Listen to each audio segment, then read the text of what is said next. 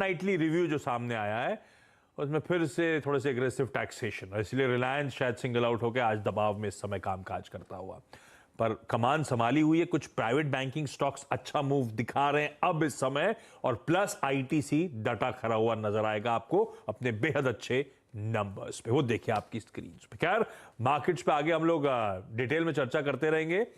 इस बीच हमारे साथ आज टाटा पावर के एमडी और सीईओ प्रवीर सिन्हा साहब आगे जुड़ेंगे, तो उनसे बातचीत करेंगे टाटा पावर के नंबर्स पे। लेकिन वीरू, आज सुबह चर्चा हो ही रही थी मार्केट्स को लेकर कि बाय करने का जोन होगा, खरीदारी करने के मौके ढूंढने हैं।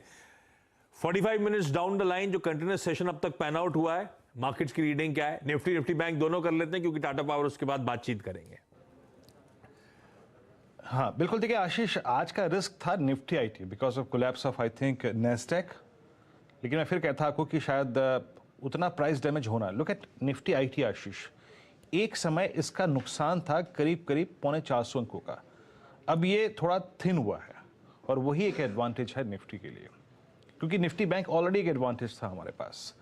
आज सुबह मेरा जो बेस था वो लिखा है ये स्क्रीन पर, और वो बेस क्या था 802 17,765, लेकिन सेकंड बेस 772 मतलब 722 एग्जैक्टली उसी बेस पर आप देखें आए और वहां से आप शूट अप करके। मैं आपको सुबह भी एक डायग्राम दिखा रहा था, प्लीज उन दो पुट राइटर्स को इस वीकली कॉन्ट्रैक्ट में रिस्पेक्ट दीजिएगा, 17,700 17,600, वहां से शूट अप होके हम अब लगभग 17,775 पे हैं।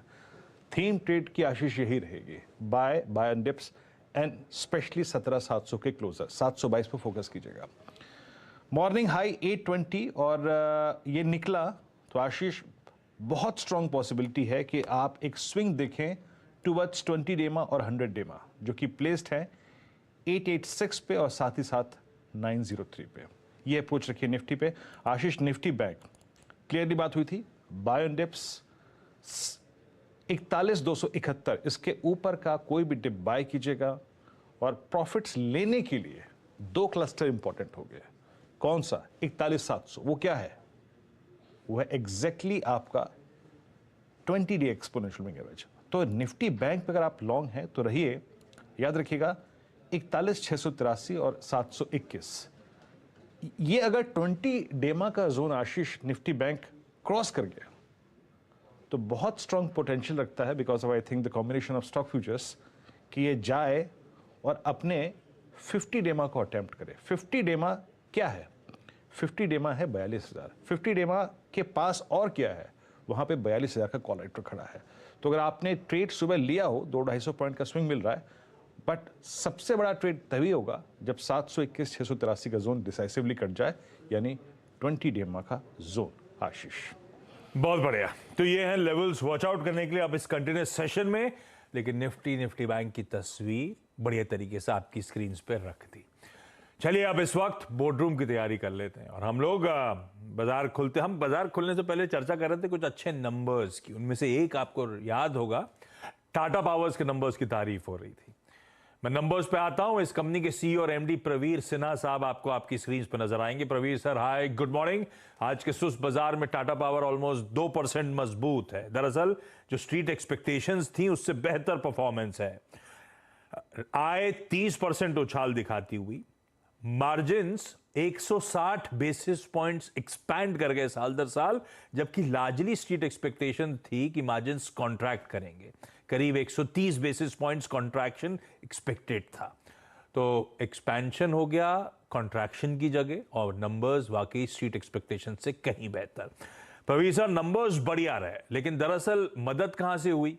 कोल जेवी, वो इंडोनेशियन प्रॉफिटेबिलिटी इंप्रूव हो रही है, या उसके बियॉन्ड भी कुछ? जरा समझाएं किस तरह से एक्सपेंशन आया, आउट परफॉर्मेंस के पीछे रीजंस क्या थे? नमस्कार and thank you for having me on the show. आपने जैसे बताया कि नंबर्स इंप्रूव हुए हैं, और ये नंबर्स जो हैं ये कोई एक बार नहीं इंप्रूव हुआ है, ये 13 कंसेक्यूटिव क्वार्टर जो है जिसमें ये इंप्रूवमेंट देखा गया है, चाहे हमारा इबिटा हो या पैट है या रेवेन्यू। सो ये कंसिस्टेंटली इंप्रूवमेंट होता चला गया है, और इस क्वार्टर में भी हमने देखा कि हमारा रेवेन्यू इंक्रीज हुआ है करीब 30% और पैट करीब 90%। सिमिलरली यदि इस साल में भी हम देखें, पिछले 3 क्वार्टर का क्यूमुलेटिव देखें, तो इसमें भी हमारा रेवेन्यू करीब 40% ऊपर हुआ है और इबिटा इंप्रूवमेंट हुआ है